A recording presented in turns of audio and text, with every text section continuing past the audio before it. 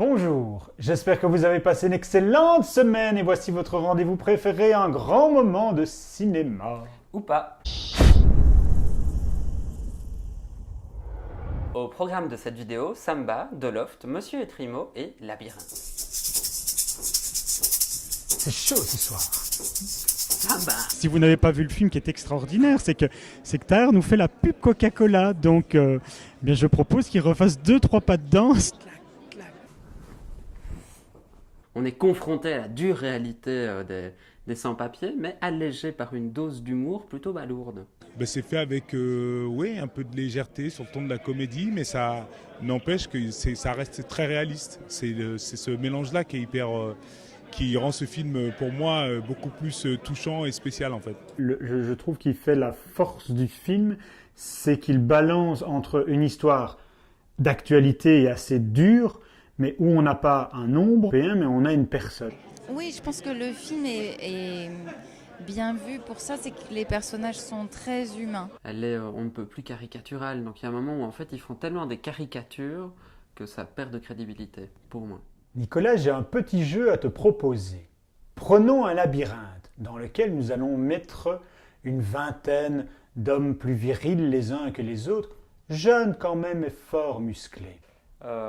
Ma foi. À ça, nous ajoutons des petites bestioles qui vont te griffer. Non mais ça devient dangereux là. Mais le pire monstre que l'on va intégrer dans ce labyrinthe, c'est une fille. Et le but du jeu est simplement de trouver la porte de sortie. Top super.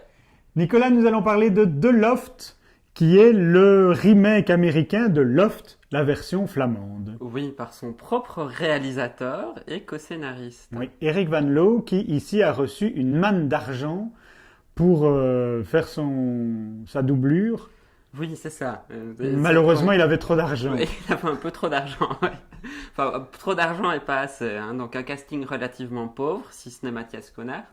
Et alors, évidemment, on matraque au niveau des effets pour au final faire un très très très très pauvre remake. Il a viré son co-scénariste flamand pour un co-scénariste américain. Et alors on a l'impression que c'est une version Loft pour les nuls. On joue sur les focales, on joue sur les effets, on a du pognon et on le montre. Et alors on a des sortes de doubles de Tom Cruise, comme s'ils avaient été moulés sur Tom Cruise.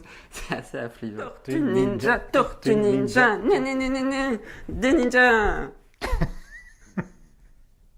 Tu veux manger une pizza, Raffaello? Mais ma foi. Attends, j'en ai une.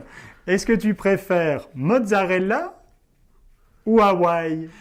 Nous allons rester en Belgique pour parler d'un documentaire sur un architecte et promoteur immobilier, Jean-Florian Collin. Il avait un rêve, et faire en sorte que chaque Belge devienne propriétaire via sa société Etrimo. Il faut savoir que un Bruxellois sur 50 vit dans un logement aujourd'hui Etrimo. Le documentaire s'attache principalement au personnage et le personnage devient intéressant, presque américain à l'américaine, après la Seconde Guerre mondiale. Mais ce qui est intéressant au-delà du personnage, c'est toute la dynamique de société aussi. Et donc dans le documentaire qui est quand même basé sur énormément d'images d'archives, il y a tout des faces caméra avec différents témoins, ses enfants, etc.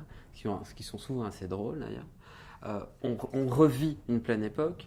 Et alors quand on a Jacques Bredel qui clope au bec, donc on revit aussi des années de journalisme complètement oubliées, mais alors on a des interviews avec le journaliste en amorce en train de cloper, et c'est un petit délice. Je trouve qu'il y a un emploi des archives qui est très intéressant. Moi je ne connaissais pas du tout qui était Monsieur Etrimo, et c'est une figure très intéressante à découvrir. Nous allons rester là pour cette semaine. On se retrouve mercredi prochain pour un nouveau grand moment de cinéma. N'hésitez pas à liker nos vidéos et surtout à les partager à vos amis. Ça nous fera grand plaisir et beaucoup de bien pour nos vues. Petit.